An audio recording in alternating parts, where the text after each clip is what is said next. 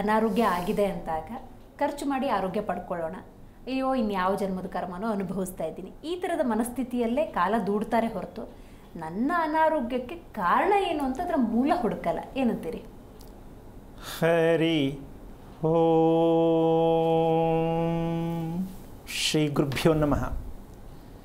ಇಲ್ಲಿ ಒಂದು ವಿಚಾರವನ್ನು ಇವಾಗ ನೀನು ವ್ಯಕ್ತಪಡಿಸ್ತೇಮ್ಮ.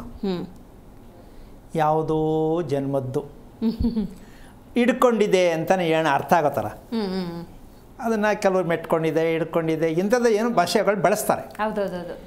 ಸೊ ಇದು ನಾವು ಇದನ್ನು ಎಳ್ಕೊಂಡು ಬರ್ತಾನೆ ಇದೀವಿ, ಲಗೇಜ್ನ ನಾವು ಬಿಟ್ಟೇ ಇಲ್ಲ. ಯಾವುದನ್ನ ಯಾವುದೋ ಜನ್ಮದ್ದು ಯಾವುದೋ ಜನ್ಮದ್ದು ಯಾವುದೋ ಜನ್ಮದ್ದು, ಸರಿ ಯಾವ ಜನ್ಮದ್ದೇ ಆಗಿರಲಿ ಒಪ್ಕೊಳ್ಳೋಣ, ಅದು ನಮಗೆ ಅಂಟ್ಕೊಂಡಿದೆ ಅಂತ ನಮ್ಮ ಒಂದು ಮಾತಿನ ಅರ್ಥ. ಹೌದಾ? ಅಂಟ್ಕೊಂಡಿದೆ ಅಂದರೆ ಹೇಗೆ ಅಂಟ್ಕೊಂಡಿರುತ್ತದು?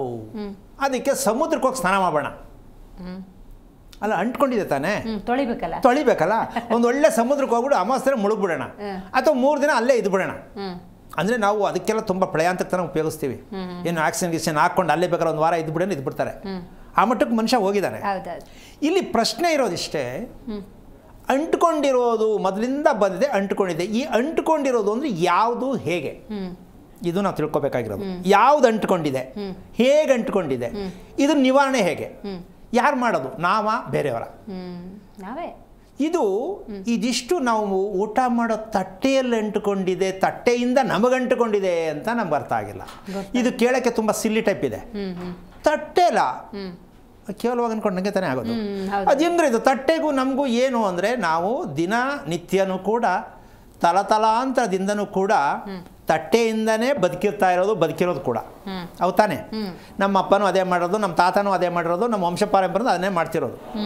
ಇನ್ನು ಮೋಸ, ದಗ, ಸುಳ್ಳು, ವಂಚನೆ ಅದು ಬಿಡಿ, ಸೈಡ್ಗೆ ಹಾಕೋಣ. ಈಗ ನಮಗೆ ಅಂಟ್ಕೊಂಡಿರೋದು ತೆಗಿಬೇಕಷ್ಟೆ. ಹೌದು. ಈ ಅಂಟ್ಕೊಂಡಿರ್ತಕ್ಕಂಥದ್ದು ಅಂತಕ್ಕಂತಹ ರಹಸ್ಯವನ್ನು ನಾವು ತಿಳ್ಕೊಳ್ತಕ್ಕಂಥದ್ದಕ್ಕೆ ಪ್ರಯತ್ನ ಮಾಡ್ತಕ್ಕಂಥದ್ದು, ಇದೆಲ್ಲಕ್ಕೂ ಕಾರಣಕರ್ತನಾಗಿರ್ತಕ್ಕಂತಹ ಶ್ರೀಮನ್ನಾರಾಯಣನ ಪಾದ ಕಮಲಗಳಿಗೆ ಕೋಟಿ ಕೋಟಿ ನಮನಗಳನ್ನು ಅರ್ಪಣೆಯನ್ನು ಮಾಡಿ, ಮಗು ಜನ್ಮ ತಾಳ್ತಕ್ಕಂತಹ ಒಂದು ವಿಷಯ. ಮಗು ಜನ್ಮ ತಾಳುತ್ತೆ, ಅದು ಮನಸ್ಸಿನ ಪೂರಕವಾಗಿ ಮಗು ಜನ್ಮ ತಾಳೋದು. ಹೌದಾ? ಮನಸ್ಸಿನ ಪೂರಕವಾಗಿ ಜನ್ಮ ತಾಳೋದು. ಈ ಮನಸ್ಸು ಅಂತಕ್ಕಂಥದ್ದು ಎಲ್ಲಿದೆ, ಹೇಗಿದೆ, ಹೇಗೆ ಪಡ್ಕೊಳ್ಳೋದು, ಇದಕ್ಕೆ ಲಗಾಮ್ ಹಾಕೋದು ಹೇಗೆ? ಹೌದಲ್ಲ? ಮನಸ್ಸನ್ನು ಹೇಗೆ ಹಿಡಿದಿಟ್ಕೋಬೇಕು, ಅದು ಎಲ್ಲಿದೆ ಮನಸ್ಸು, ಯಾವ ಭಾಗದಲ್ಲಿದೆ, ಈ ವಿಚಾರಗಳನ್ನು ನಾವು ಸಂಗ್ರಹ ಮಾಡಿಕೊಂಡಾಗ ಈ ತಟ್ಟೆ ಒಳಗಡೆ ಇದೆ.